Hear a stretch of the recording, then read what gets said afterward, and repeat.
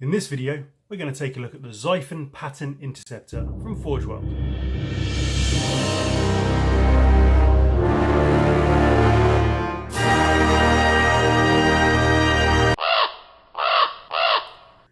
Hi guys, Mike back again with another Forge World unboxing, this time for the Raven Guard, and it is the Xiphon pattern interceptor. This is a fast attack option for your Horus Heresy 30k army, and it's a quick flyer basically. So costs £85. It's been repackaged into one of the Forge World white boxes, and we'll have a look to see what you get. The box was actually taped down, but I just cut through that just for ease of opening, and we're going to have a look at what you get for the Xiphon interceptor. Now, as far as I'm aware, not that many parts actually, but we'll have a look. So you get a bag of small parts, flying stand, and a bag of large parts. Then bubbles. Though it's been repackaged, it is still got the old style instructions, which we all know and love, but as you can see, not many components at all. Looks like it's made up of well, a rear and forward hull section, 2 engines and the engine pods, the engine intakes, a couple of wings, and that's about it. Yeah, not many pieces at all. So, and that's what it looks like if you're not familiar with the Xiphon interceptor. Okay, so that's the instructions. Get your base, obviously, flying stand, like I said, and your how to work with resin. Checked in March. So let's have a look, see what you get. Right, start with the big bag. Not many pieces at all, actually. Okay, right. So we have got a couple of wings. Always useful just to check when you're buying Forge World, just to make sure you've got a right and a left. Clearly these are opposites, so I think they go that way as the plane is flying this way. These are the front sections of the wings, so they're looking pretty nice actually. Not too much bother, or any bother with those at all, in fact. So a couple of wings, and the forward section there, the cockpit detailing. Forward section here scoops out, so twin link las cannons go in there. Front grille bit, yeah, it's looking pretty nice actually. Again, unlikely this is going to be warped because it's so thick. Then we've got, okay, the rear fuselage, but the bit of resin snapped off, but it doesn't look like it's to detriment of the forward section. I mean, it looks like there's a little slot, there's a little peg there which goes into this slot here, so this section here will all be tidied up when we build it, so that's cool. It's got front and rear fuselage section, chuck that out. Then 2 engine bits, and again, worth checking we got a right and a left, which we do. And again, chunky resin, so unlikely to be warped, although you never know. Well, that's interesting. Well, interesting as far as resin casting goes. We've got a bit of the mould stuck in our part, so the mould is falling apart, maybe, who knows. So that's that. So that's the big bag. Then we've just got a small bag of, again, not very many components. So we'll tip these out. Move this back so you can see. So we've got a couple of air intake sections, which we'll glue onto the front there. So square peg, square hole, and tail fin. Very clean actually, clean casting, very happy with this. Got 3 engine, so we're going to have the 2, the right and left, and then the central one. So again, very nice, very nicely cast actually, no issues at all. I've not seen any mould slippages yet. So there's those bits. Then we've got our 2 twin link las cannons, which it is armed with, and this is probably the Xiphon rotary missile thing, which will get glued in under there. So I'll probably paint that first actually, and then glue it in, to be honest, just for ease of painting.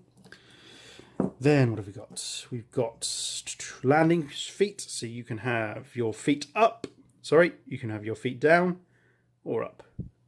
So you choose. And again, good, nice castings there. And then we've got a pilot. So head and torso pre-attached, Mark IV armour. And then he's got his control arms there, which will line up with the control arms in the cockpit. And finally, our clear cockpit piece. Now what I'm probably going to do is paint the cockpit piece. I'm not, with my flyers, I'm probably not going to bother going to the trouble of painting the interior. I was looking at, I was out with a dog, as an aside, earlier on, and just I was across a bridge over a motorway. It's a couple of miles from my house. So yeah, and just looking at vehicles at a distance. Again, clearly you can't see in vehicles. You can't see through car windscreens or truck windscreens or whatever it might be. You can't see through windscreens at a distance. They're kind of black, grey. You can see the light reflecting off them. You can't see in them. I mean, clearly when the vehicle gets closer to you, you can kind of see in it, but then it's still obscured. It's still kind of shadowed and dark. So that's, I think I'm going to go for something like that. I'm going to kind of paint this and give it an effect of trying to look through a windscreen at a distance. That kind of just shadowed dark effect. And you know, probably, like I say, not go to the bother of painting the cockpit, and then I've got a pilot then for, I don't know, whatever bits box. So we'll see. Again, I might change my mind when I get down to it, but that's my initial thought.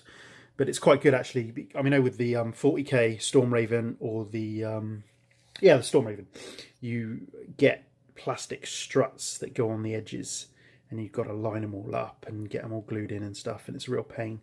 But this one does not have that. So I'm going to have a look at the fit. Why not, eh? Why not? So that's going to just, yeah, that's going to go in like that. So that looks pretty cool. And again, you know, sort of with the reflection of the light off it, you know, you can't really see through it. So I'll probably paint that. And again, I might maybe even paint it kind of, you know, kind of blue or orange or red or I don't know, whatever, you know, who knows. But anyway, that's my initial thought. So that's the Xiphon Interceptor. Some quite chunky resin, £85. Well, I mean, you know, again, I mean, I do this all the time.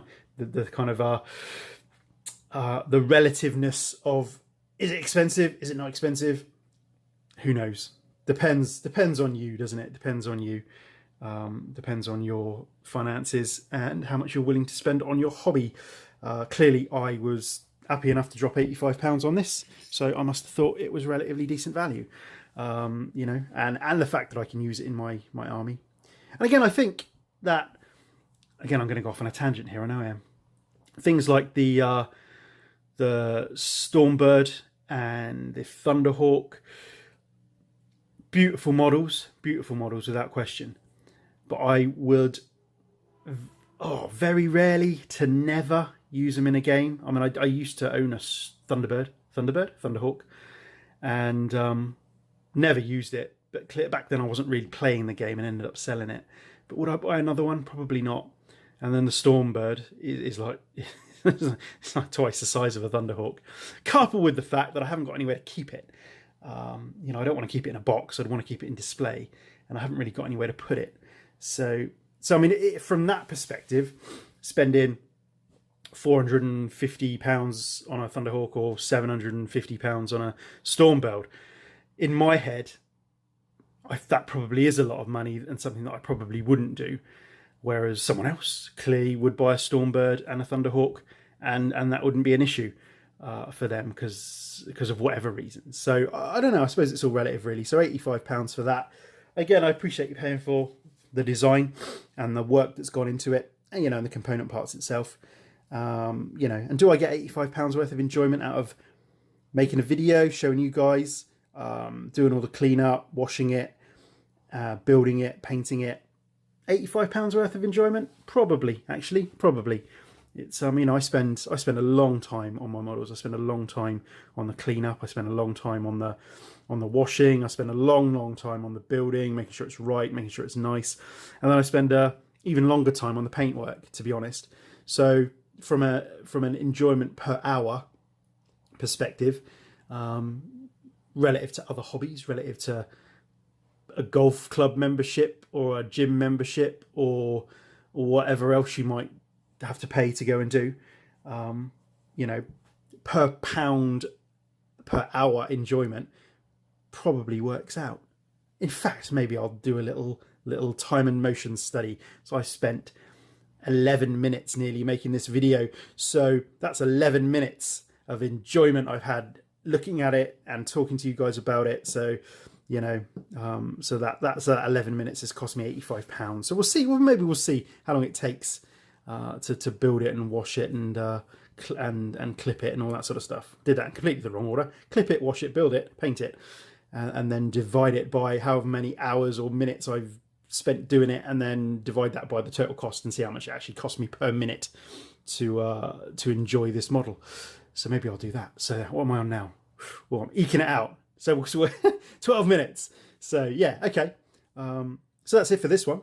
Any questions, queries, comments, let me know. I'll show you it once it's built, and then I'll show you it once it's painted. So that's it for this one, guys. I'll catch you on the next one. Cheers.